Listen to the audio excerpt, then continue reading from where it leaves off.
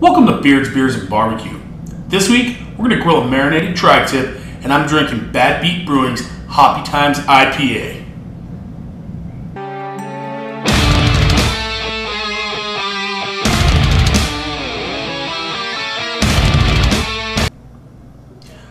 Alright, so this week what you're going to need is 2 to 3 pound Tri Tip, gallon bag, 12 ounces of beer, golden in color, either a Pilsner or a lager. I went with Bad Beats, the ringer this week. 2 tablespoons of garlic chopped, a tablespoon of brown sugar, half a cup of soy sauce, half a cup of Worcestershire sauce, and a half of a medium sweet onion sliced. And what we'll do is we're just going to mix everything in the bag, and we'll get the Tri Tip in there, and then we'll marinate it overnight in the fridge.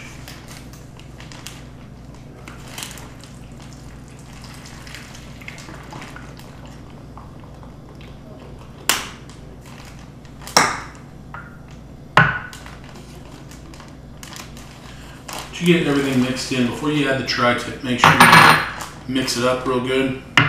It's well blended. The onion doesn't have to be chopped or minced. We're just slicing it. We're just adding flavor to the meat with the onion.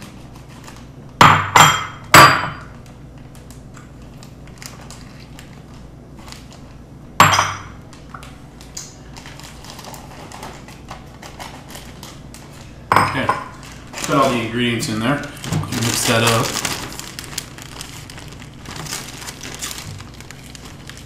Brown sugar dissolved a little bit.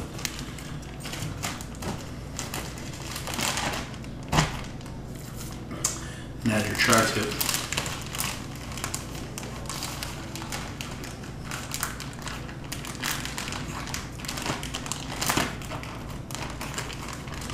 Get it completely submerged.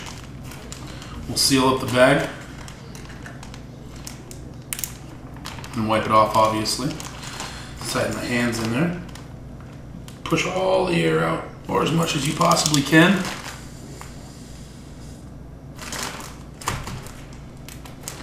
Then we'll get it in the fridge. Come back to it tomorrow and get it on the grill. Welcome back to Beers BBQ. This week our guest is Brian Thornhill from British 4x4. He brought Great Basin's chili beso. We've got the Tri Tip out of the marinade, and we're about to get it on the grill. Alright, so get your grill anywhere between 400 and 500 degrees. I like it real hot. What we'll do is we'll put it directly onto the coals because we're going to indirect cook this just to get a good sear on it. And then we'll flip it here in about 3 minutes or so. And then after we let that sit for another 3 minutes, we'll put it in the indirect. We'll get it to medium rare, so about 145, 150 degrees.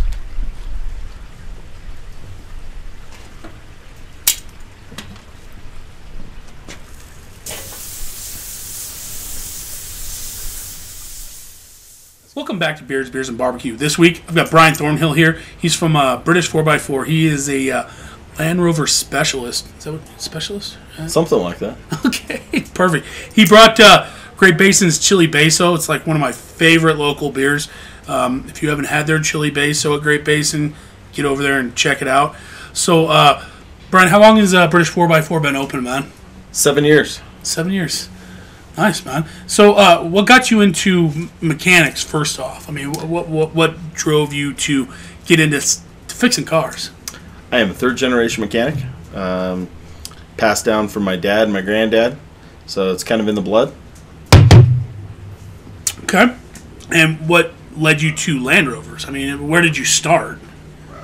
Actually, coming out of high school, I competed in the Ford AAA Student Auto Skills Contest, finished 10th in the nation, and unfortunately could pass a drug test. Well, soon it'll be legal, so you're all right. That's what started me, though. Yeah, right. Okay. So, what was your first job fixing Rovers? Where did you start out at? My first day on the job was actually in Southern California at Land Rover Training School.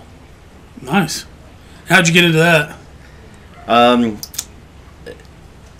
The Reno area being the biggest little city in the world, Okay. knowing somebody means something here. That's for sure.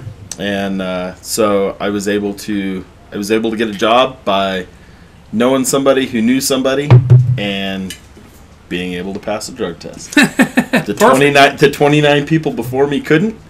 I could, and I was able to start employment. And 18 years later, it's all history.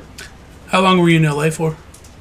A week at a time for 3 weeks, and then spread out over 6 years for my certifications. Nice. And you grew up in the area where you're from Fallon, right? Yep. Okay. Yep. And did you start doing mechanic work in Fallon then, or?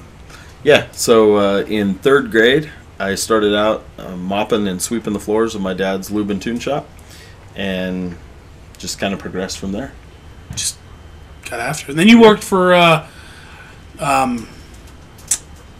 what was a Rover dealership locally here? Scott Motor Scott Company? Motors, yeah. I mean, you were with Scott for a while, right? Almost 7 years, yeah.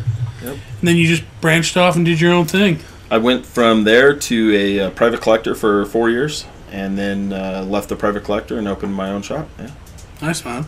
And you recently changed names because Land Rover has a hard-on for people that use their name. Yeah, how'd that work out? They're a little tough when it comes to copyright infringement, and when you use their name in your company name and logo, they don't necessarily like it much. So we went from Land Rover Specialties to British 4x4 of Reno. Works out better that way. We can actually use the logo and advertise it a little bit. Well, at least Reno's not trademarked, right? Or British for that matter. There you go. So Brian works on Rovers, and recently he picked up a pretty sweet Rover car. Tell us about your Rover car, bud. 1952 Rover P4 sedan. 1952, there were 3,900, give or take a few, built worldwide. There are 4 known of by the Guild in the United States as left-hand drive export vehicles. So, not a whole lot of them around. Where'd you find that thing at? Craigslist, actually, in South Reno. And all the places in the freaking world, there's one in Reno. Exactly. And lo and behold, to my knowledge, I had actually talked to the guy 12 years prior to purchasing the vehicle. And in his documentation was a small piece of paper with my name written on it. So it was kind of destiny. 12 years before I ever bought the car. Didn't you say you found another one, Battle Mountain? Or I have found one in the desert in Nevada. Out in the middle of nowhere. I mean, there's, what, you say 3,200 of these cars made? Yeah, give or take. And you found 2 in Nevada. Correct. And they're from 1952. 1952 is the one I currently have. 1953 is the next one. Okay. Production only increased about 1,000 cars. It's insane to think that out of all the places in the world, you're going to find 2 of the identical car, well, different year, within a year apart, in Nevada. I mean, especially with it being how old it is and finding them both in Nevada, because where else are you going to find 2 of the same kind of car like that? I mean, that's a pretty rare car. It's a pretty rare car. So, I love that car, though. I mean, wood dashboards, the whole works. I mean, and you're keeping it as OG as possible. You bet. As original as they come. But you're doing an awesome job with that thing. That's congrats.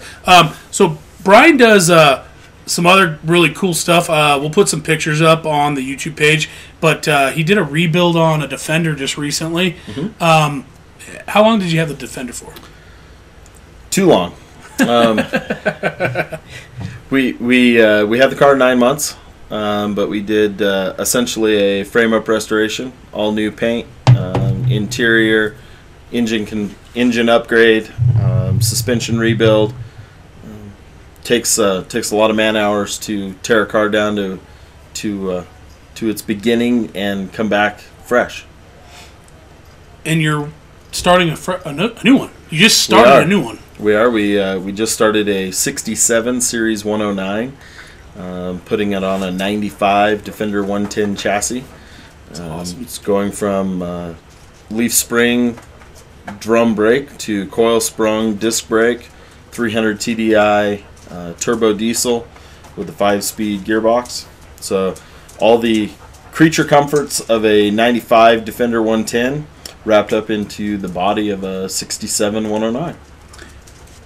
Let's talk about how many diesel Land Rover Discoveries there are out there. Diesel Defender or Discoveries. There are. How many do you think there are out there? In the U.S., yeah, one. Yeah. TD5. And in the rest of the world? No. I mean, and where did that come from? Who has that?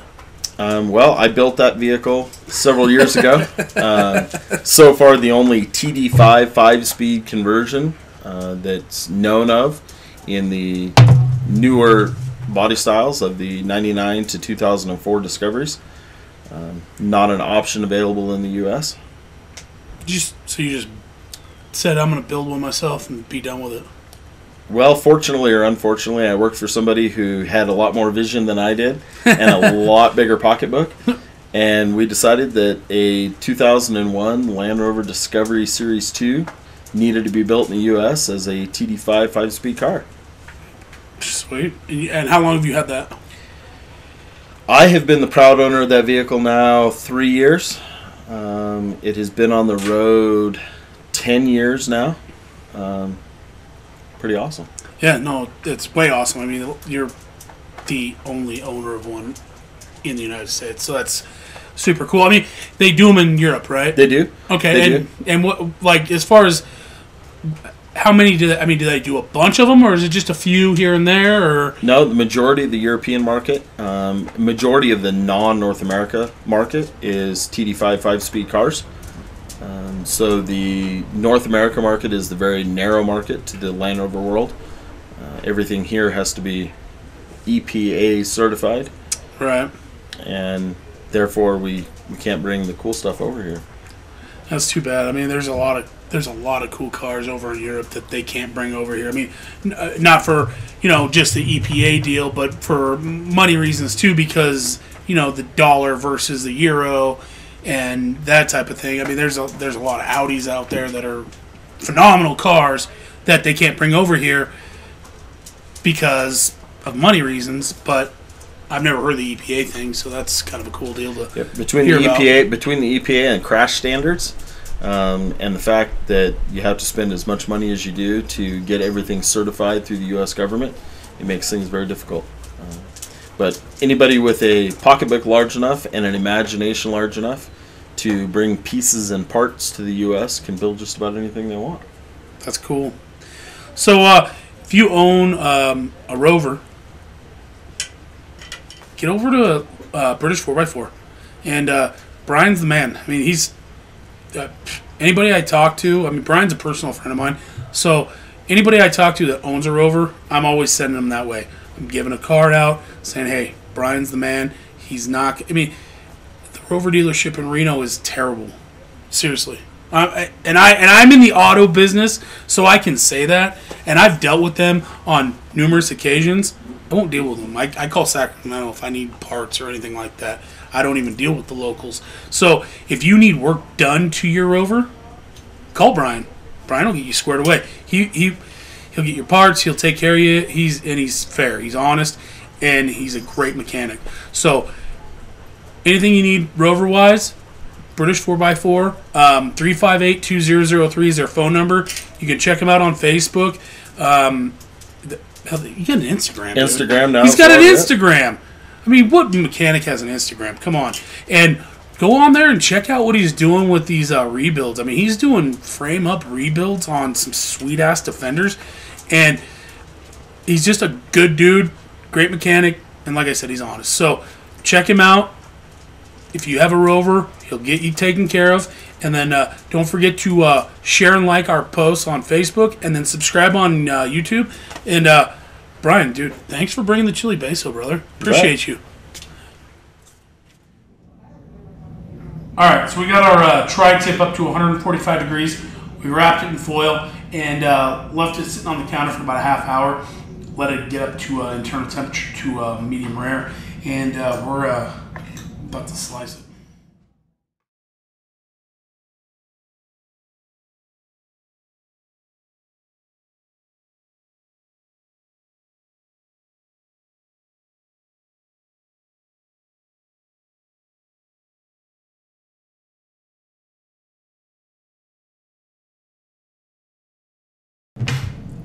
right, so Tri Tip's ready. We got a little potato salad, some beans. Brian's here from British 4x4, and we're about to get after this Tri Tip. Hey, B, thanks for coming by. Thanks for bringing beers too. I mean, the chili basil is crazy good. We're gonna wash our Tri Tip down with some bad Beat Brewing. Nothing wrong with that, you know. Nevada Brewing Company. They're not local, but they're Nevada for real. So, hey, thanks for coming by. Appreciate it, brother.